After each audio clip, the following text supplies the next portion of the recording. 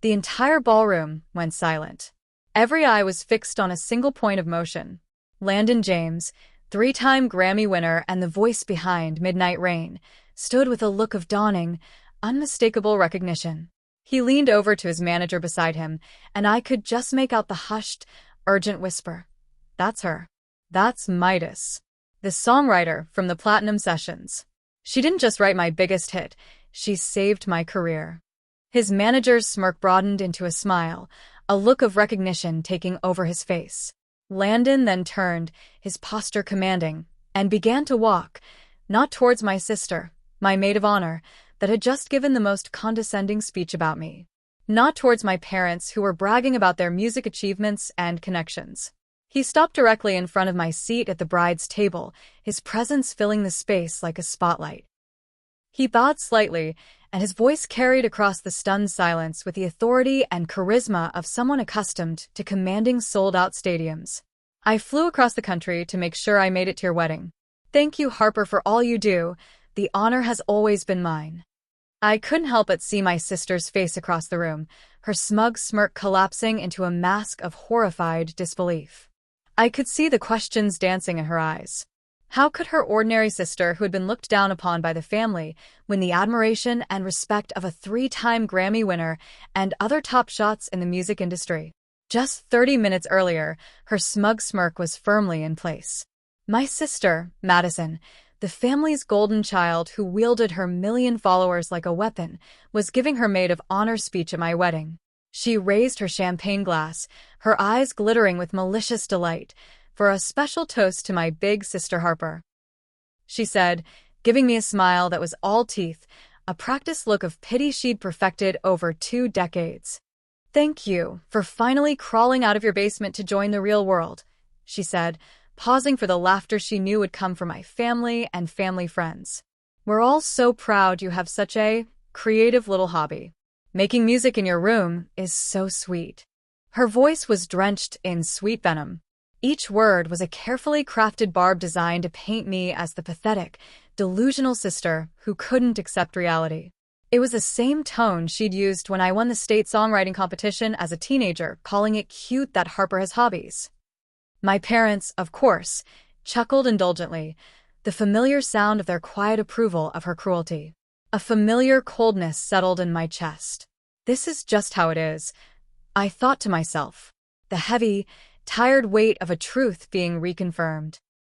I glanced toward the industry tables, and my eyes met those of music superstar, Landon James. He wasn't laughing. He was watching me with an intensely focused expression, like someone solving a puzzle in real time. He saw something. Or rather, he didn't see the basement-dwelling wannabe my sister was so desperate for me to be. Madison's laugh echoed through the hall, that familiar sound of casual dismissal I'd endured my entire life. She thought she was delivering the final perfect humiliation on my wedding day. What she didn't know was that she'd just mocked me in front of the one man on earth who owed his career to my basement hobby. To understand what happened next, you have to understand the war I'd been fighting on 2 fronts. To my family, I was Harper the Dreamer, a nickname born from what they saw as my pathetic delusions of musical talent. They meant it condescendingly, and it became a cage they locked me in, unrealistic, impractical, and easily dismissed. For years, I didn't fight it. I let them believe I was Harper, the girl who played pretend in her basement. Because in my other life, the one they could never imagine, I wasn't a dreamer. I was Midas, the renowned songwriter who transformed talented singers to Grammy winners with my scripts. It was still stuck in my memory. At 16, I won the state songwriting competition. In my mind, I thought my parents would now finally acknowledge my talent and give me the love I so much craved that they seemed to give to my sister without any condition. The award ceremony was held at the Tennessee Performing Arts Center, a venue my father had mentioned reverently in stories about real artists. I wore my only dress and sat alone in the auditorium, still waiting for my family to walk through the doors and see me collecting the award, and watching other families beam with pride as their children's names were called. When they announced first place, Harper Specter, I walked across that stage to scattered applause from strangers. I later realized that my family was 40 miles away at Madison's influencer brand launch party, celebrating her partnership with a makeup company that would be forgotten within a year. I kept the trophy in my room, never saying anything about it again. Madison found it weeks later while looking for something to borrow. "Oh, this old thing?" She laughed, holding my state championship trophy like it was made of plastic. Harper's little hobby prize. "Dad, did you know about this?" My father barely looked up from his phone. "That's nice, honey. Did you show Madison where you keep your good jewelry?" At 19, I made one final attempt at family validation. I'd been writing songs seriously for years, my basement studio a sanctuary of soundproofed mattresses and scratched surfaces where my melodies lived. I recorded a demo on my ancient equipment, mixed it with the skills I taught myself from YouTube tutorials, and presented it to my father on a burned CD with "I wrote all these songs, Dad," written in my careful handwriting. He listened for 30 seconds. "Honey," he said, his voice heavy with the patient tone reserved for disappointing children, "I've heard real talent. I've sat in rooms with actual songwriters. This isn't it." He handed the CD back like it was homework that had earned a C-. "Maybe focus on something more practical. Your sister's building a real career." That night, I sat in my basement studio, my refuge that they called a tomb, and made a decision that would change everything. I packed my life into a Honda Civic, my keyboard, 3 notebooks filled with songs they'd never heard, and $800 saved from tutoring jobs they'd never acknowledged. Nashville was calling, and for the first time in my life, I decided to answer. I left home. But what pained me the most is that they didn't seem to care that I was gone. And that was how I became Midas. The pseudonym wasn't planned. It was born from practicality. When producer Jake Martinez reached out after hearing an upcoming artist singing a demo at a songwriter showcase, he asked who wrote the song, and the artist mentioned me. The producer reached out and asked for my stage name. I panicked. I didn't think songwriters usually had stage names. But I blurted out Midas, remembering the Greek myth about the golden touch. Just Midas. Jake didn't question it. In Nashville, mysterious was often better than mundane. The first hit song I wrote happened almost by accident. I wrote Echoes for a struggling pop artist named Riley Cross, a girl with a voice like honey and a story that broke hearts. The song climbed to number 37 on the Billboard Hot 100. Back home, my father played Echoes on repeat. Because he was a former music exec, he found out that a songwriter named Midas wrote the song. "This Midas character," he told anyone who would listen, "this is what real songwriting sounds like. This is craftsmanship, not what Harper used to serve us with." He said it at the family dinner tables I no longer sat at in conversations I heard about secondhand. The irony was a knife that twisted slowly, my father praising my work while dismissing my existence, separated only by a name. The phone calls home became exercises in surreal theater. "How's the music thing going, Harper?" my mother would ask with the tone reserved for children's hobbies. Before I could answer, she'd launch into excited chatter about Midas's latest success, telling me to follow his example. The biggest surprise was my sister, Madison. She would scroll through her phone, reading industry gossip about Midas while I passed the mashed potatoes.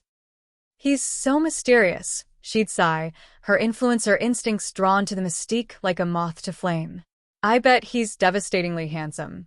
Tortured songwriter type, you know?" A few struggling artists would corner my father at parties. "Robert, you must have connections. Can you get Midas to write a hit song for us?"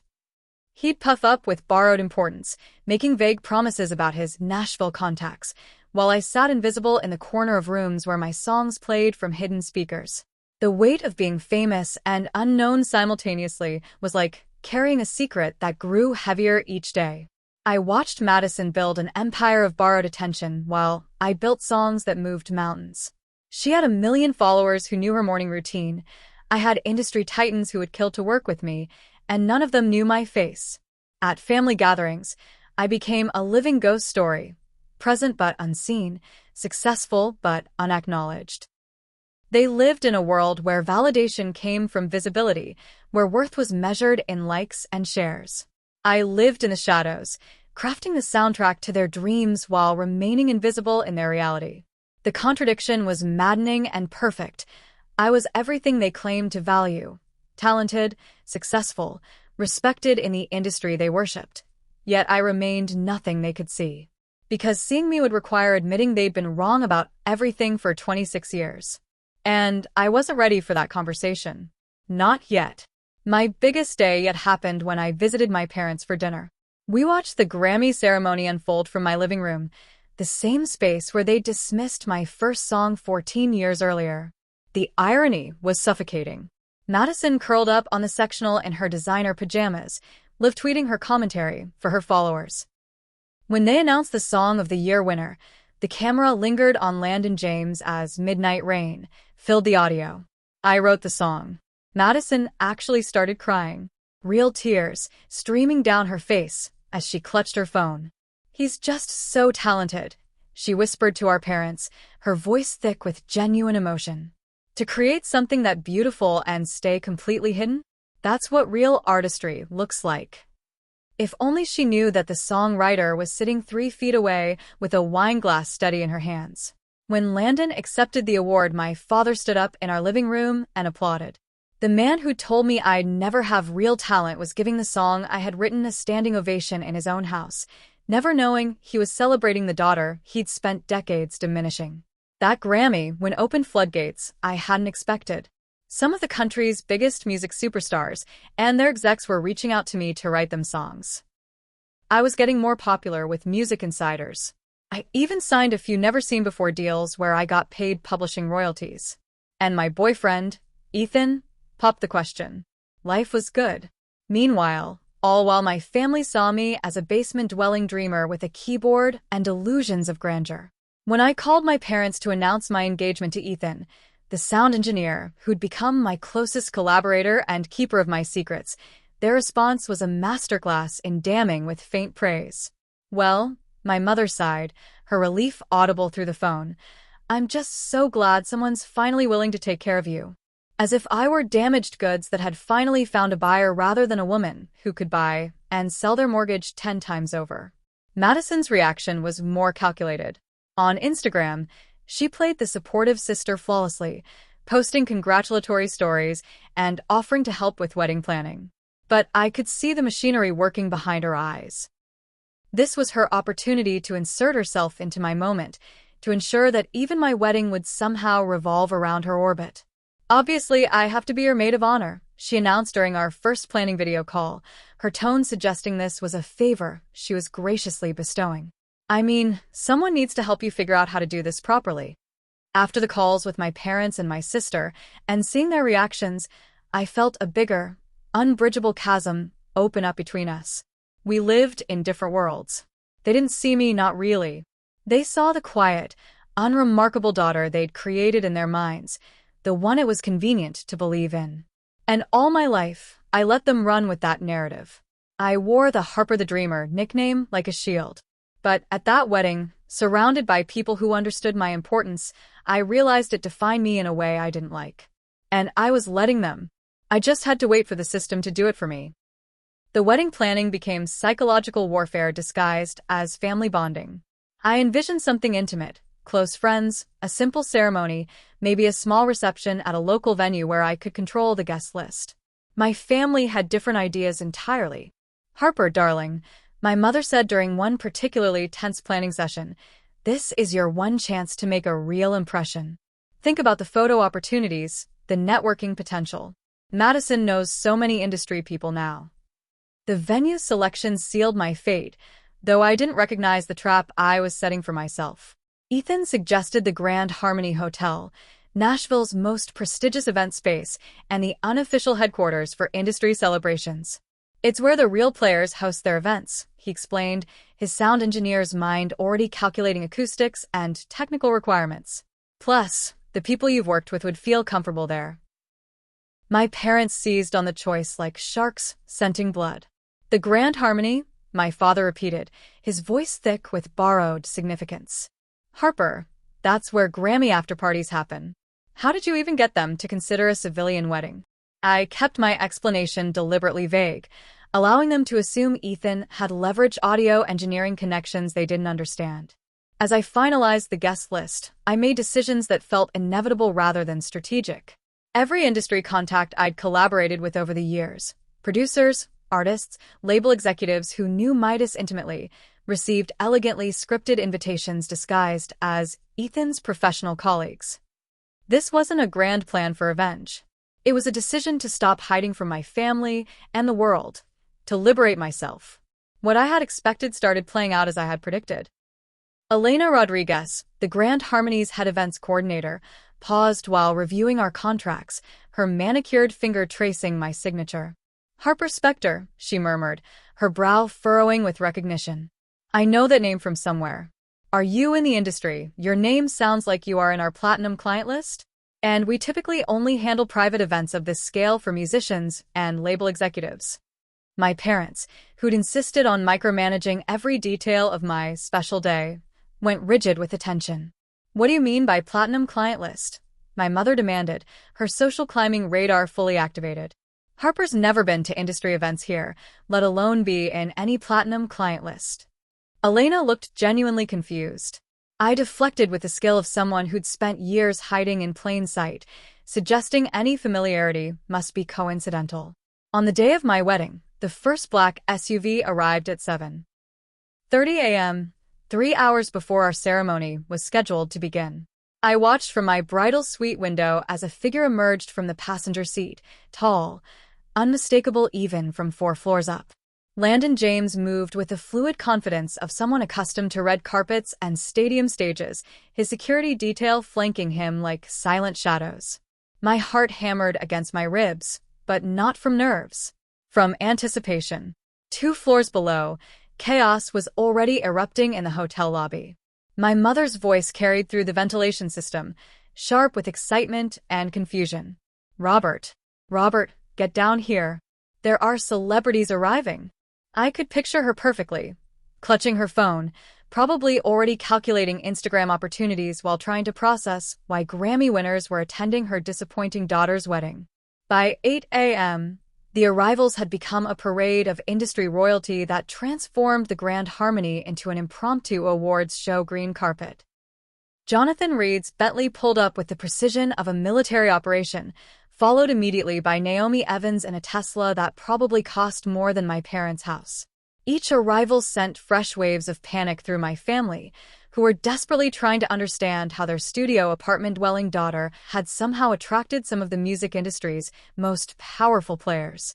Ethan appeared in my doorway, his face a mixture of amusement and concern. "Your dad just called the front desk trying to get VIP treatment for your immediate family. He told them he's the one with the industry connections who brought everyone together." I laughed despite myself, imagining my father's delusion reaching critical mass as he attempted to insert himself into a narrative he couldn't begin to comprehend. Through my phone, I monitored Madison's social media frenzy. Her Instagram stories were a real-time documentation of her unraveling. "OMG guys, literal Grammy winners are at my sister's wedding? How is this even happening?" Followed by shaky footage of Landon James walking through the lobby.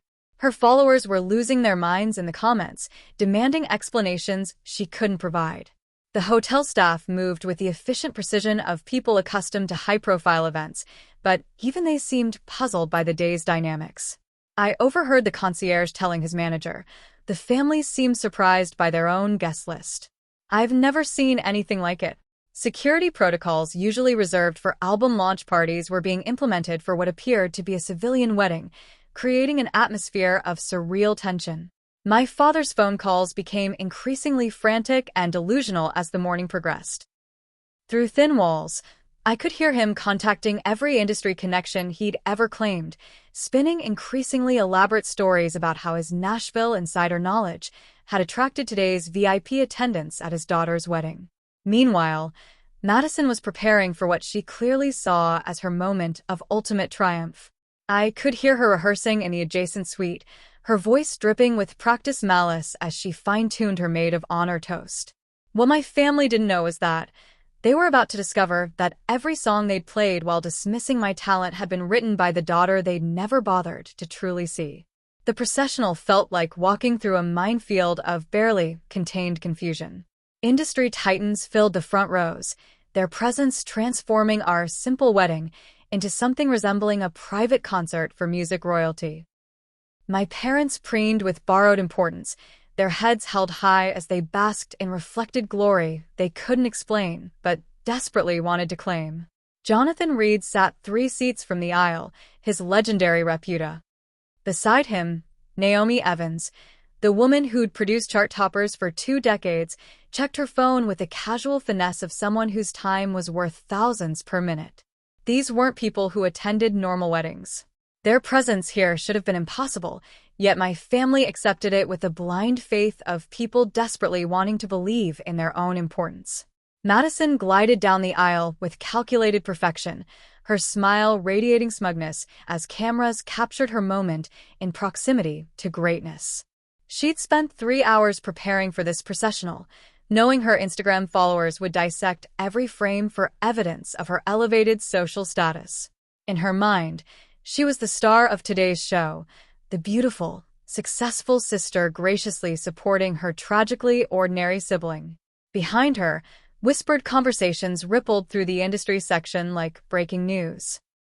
Sound engineers who'd worked with Grammy-nominated artists were recognizing technical equipment setup that seemed far too sophisticated for a standard wedding. Producers were questioning why Landon James would personally attend a ceremony for someone they'd never heard of. The professional murmur grew louder as confusion compounded confusion. The ceremony itself became secondary to the undercurrent of industry recognition building like an electrical storm. My parents beamed with performed pride, completely oblivious to the revolution brewing 3 rows behind them. Madison approached the microphone with the confidence of someone who delivered thousands of perfectly crafted social media moments. Her smile was radiant, practiced, and absolutely lethal.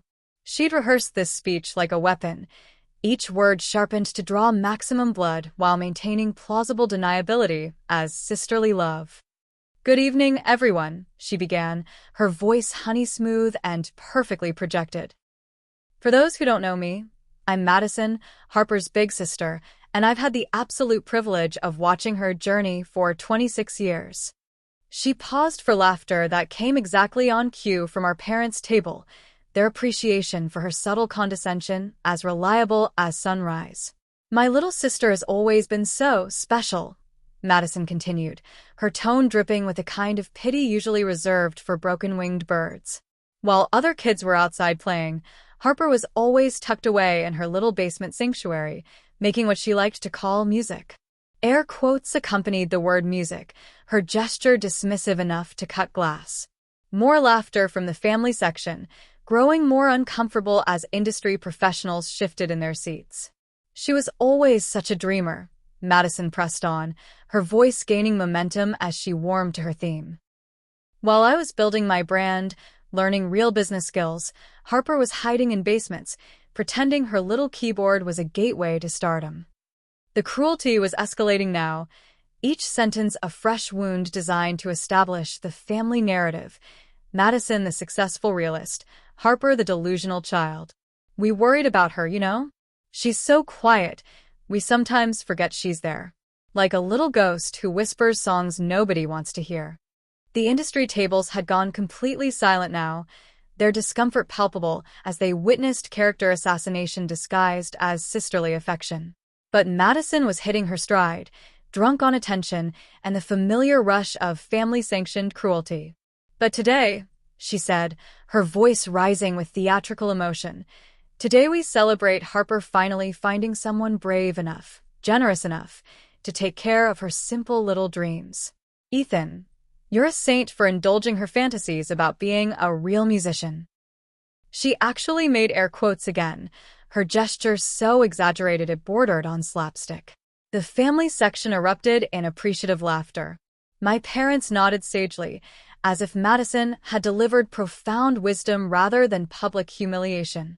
My aunts and uncles, people who'd watched me grow up, who'd witnessed years of dismissal and diminishment, smiled with the comfortable cruelty of people who'd always known their place in this family's hierarchy. But the room was splitting in real time. Half the guests laughed along with practiced meanness, while the other half, the half that mattered, watched in embarrassed silence. I could see Landon James's jaw tightening, his hands clenched on his champagne glass as he processed the disconnect between what he was hearing and what he knew to be true. Madison raised her glass for the final blow, her smile absolutely radiant. So here's to Harper and Ethan, and to Harper finally accepting that some people are meant to dream small. Maybe now she'll finally stop pretending her little songs matter to anyone but herself. The silence that followed was different from applause waiting quiet. This was the silence of a room holding its breath before an avalanche. I sat perfectly still, my hand steady on Ethan's arm, watching my sister bask in what she believed was her moment of absolute victory. She had no idea she'd just mocked the most successful songwriter in the room, in front of that songwriter's most famous collaborators. Landon James exploded from his chair with the force of suppressed recognition finally breaking free. The entire ballroom tracked his movement as he navigated between tables with purposeful strides, his face carrying an expression somewhere between disbelief and vindication. My family smiles faltered as they realized this Grammy winner wasn't approaching their table to congratulate them on Madison's speech. He stopped directly in front of my chair, his presence attracting the attention of 300 guests who'd just witnessed my public humiliation. When he spoke, his voice carried with the projection of someone accustomed to reaching stadium crowds. "I'm sorry, but I need to interrupt this speech. Harper, I flew from Los Angeles specifically to thank you for the honor of working with you." The confusion was immediate and total. Madison's champagne glass trembled in her hand as she processed words that made no sense in her universe. My parents' faces cycled through emotions too quickly to track: confusion, recognition, desperate hope, and dawning horror all battling for dominance. "You see," Landon continued, his voice growing stronger as industry professionals throughout the room began connecting with audible gasps, "Harper didn't just write my biggest hit. She saved my career when every label in Nashville had written me off as yesterday's news." Midnight Rain wasn't just a song, it was resurrection. Jonathan Reed rose from his table like a titan awakening, his presence adding gravitational force to Landon's revelation. "Ladies and gentlemen," he announced, his voice carrying the authority of someone who'd signed billion-dollar artists, "you're looking at the most talented songwriter of her generation. Harper Specter, otherwise known as Midas." The silence shattered like glass hitting concrete. Madison's face became a study in psychological collapse, confusion melting into recognition, recognition crystallizing into horror. She'd spent 2 years building parasocial relationships with her own sister, crying over songs written that she had so desperately tried to put down.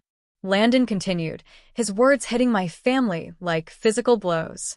"She wrote my 3 biggest hits: Midnight Rain, Echoes in Gold, Thunder Roads.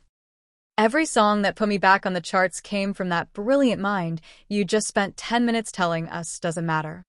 Naomi Evans stepped forward, her legendary status adding weight to what was already an earthquake. Her smile and nod confirmed what Landon was saying. My father's face had gone ashen, his mouth opening and closing like a fish desperately seeking oxygen. The man who'd told me I'd never possess real talent was staring at Grammy Award winners serenading me at my wedding while he had been playing Industry Insider with borrowed credentials. Madison's maid of honor speech had become the backdrop for my vindication, her words about my meaningless little songs hanging in the air like toxic smoke while 3 of the industry's most powerful voices testified to my genius. The contrast was so stark it felt almost scripted, except no screenwriter would dare make the irony this brutal. "The honor," Landon concluded, his voice filling every corner of the ballroom, "has always been mine. Working with Harper, with Midas, taught me what real songwriting looks like. Every artist in this room would kill for the opportunity to collaborate with her." He gestured toward my family's table, where my parents sat frozen in their cognitive dissonance. "You raised a legend, and somehow managed to convince yourselves she was ordinary." The industry professionals began applauding, not the polite golf clap of wedding courtesy, but the sustained, reverent applause reserved for artistic recognition. As the sound built to a crescendo, I looked across the room at Madison. Her carefully constructed world was collapsing in real time, every assumption she'd built about success and talent and worth crumbling like sand castles, facing an incoming tide. For 26 years, I'd been invisible in rooms where my family performed their version of success. Tonight, in front of 300 witnesses, they learned that while they'd been performing, I'd been achieving. While they'd been networking, I'd been working. While they'd been claiming borrowed glory, I'd been earning genuine respect from the people who actually mattered in the industry they pretended to understand. The revelation was complete. Now came the reckoning. The applause hadn't even finished echoing when the industry migration began. Like iron filings drawn to a magnet, every major player in the ballroom gravitated toward my table with the urgency of people who just discovered they were in the presence of musical royalty. Landon James remained planted beside my chair, his hand on my shoulder with protective authority, while Jonathan Reed positioned himself on my other side like a human shield against the chaos. Meanwhile, Madison still stood frozen with the microphone in her hands, her maid of honor speech suspended mid-cruelty as her world imploded in real time. I watched her face cycle through emotions like a broken kaleidoscope, confusion melting into recognition crystallizing jealousy, and into absolute rage. My parents, meanwhile, attempted to insert themselves into the industry conversation with the desperation of drowning people reaching for life preservers. "We always knew she had potential," my mother announced to anyone who would listen, her voice pitched loud enough to compete with the surrounding din. As her parents, we could see the talent even when she was young. The rewriting of history was instantaneous and shameless. My father approached Landon James with an outstretched hand and practiced smile. "I'm Robert, Harper's father. I'm a music lawyer myself, been in the industry for decades. I always told people my daughter had something special." The lie was so bold, so completely divorced from reality, that even he seemed to believe it as the words left his mouth. Landon's response was surgical in its precision. Without breaking eye contact with me, he addressed my father with the cool politeness reserved for industry parasites. "Talent like Harper's is extraordinarily rare," he said, his tone carrying implications my father was too desperate to hear. "It deserves protection from people who don't understand its value." The dismissal was subtle, but absolute. Within minutes, the industry professionals had formed a protective circle around me, their conversations flowing with the easy intimacy of colleagues rather than strangers. They discussed upcoming collaborations, potential signings, publishing opportunities that would reshape my career forever. Each exchange demonstrated professional relationships that had been building for years, making my family's claimed connections look like children playing dress-up. As the industry conversation deepened, my family found themselves increasingly isolated at their head table. Wedding guests who'd arrived as casual observers were now documenting what they recognized as a historic moment, the unmasking of one of Nashville's most mysterious figures. But the people who mattered most, the ones whose opinions had shaped my identity for decades, had become background noise in their own narrative. 3 days after my wedding, the text messages began arriving like guided missiles designed to reconstruct a narrative my family could live with. "Honey, we never knew. Why didn't you tell us? We could have helped." My mother's message appeared on my phone at 6 a.m., as if her guilt had kept her awake all night crafting the perfect gaslighting campaign. My father's approach was more direct, his email arriving within hours of my mother's text. "Harper, I've been thinking about your reveal at the wedding. I have industry connections that could seriously benefit your career now. Let me make some calls." The audacity was breathtaking. The man who dismissed my talent for decades was now offering to leverage connections he'd never actually possessed. Madison's Instagram post was a masterpiece of public relations revisionism. So, incredibly proud of my talented sister. Always knew she'd make it big. Talent like hers can't stay hidden forever. #ProudSister, #Midas revealed, #FamilyFirst. The post garnered 50,000 likes from followers who had no context for the years of systematic dismissal that preceded this manufactured support. But the private messages told a different story entirely. Madison's actual texts were desperate attempts to process her psychological devastation. "Harper, I need to understand. How long? How long were you Midas while I was in love with you?"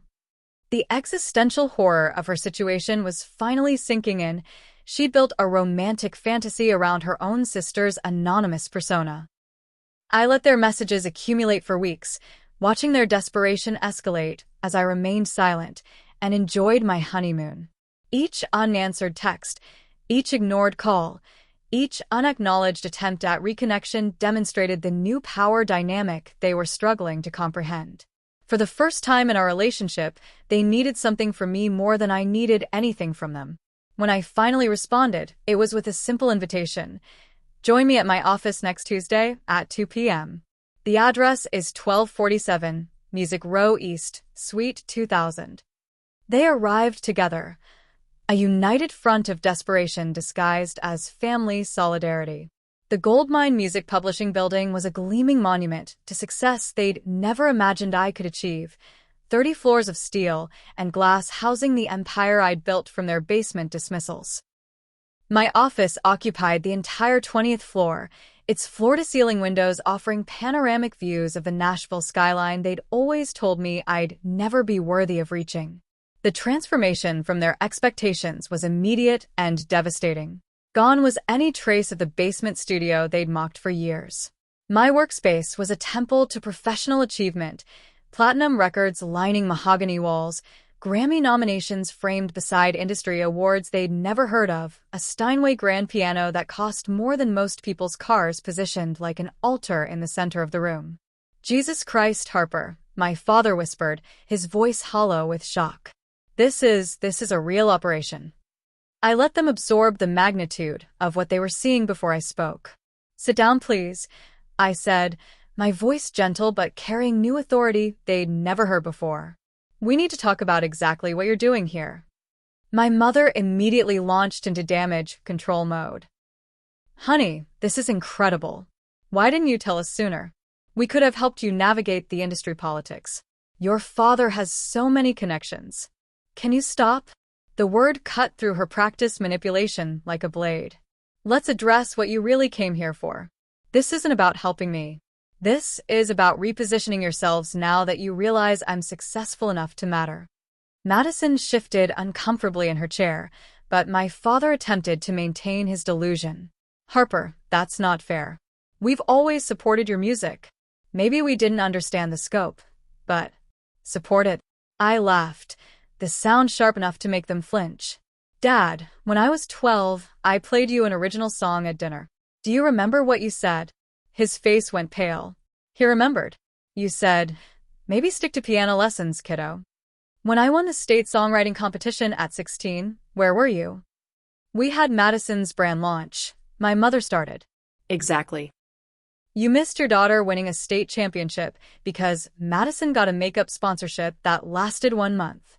I turned to my father, whose industry expertise had always been his weapon against my dreams. When I was 19, I gave you a demo CD. 30 seconds. That's how long you listened before telling me you'd heard real talent, and this wasn't it. The silence was suffocating. Madison stared at her hands, probably realizing that every cruel comment she'd ever made was being cataloged with prosecutorial precision. For 14 years, you three taught me that my music was worthless, that my dreams were pathetic, that I was delusional for thinking I had talent. You missed every single achievement, dismissed every small success, and actively discouraged me from pursuing the only thing I was ever good at. My mother tried to interrupt. Harper, if we had known... Know what? That I had talent? The evidence was always there. You chose not to see it because acknowledging my ability would have required admitting you were wrong. I stood, moving to the wall of platinum records that represented years of success they'd never witnessed. Every single one of these songs was written in that basement you mocked.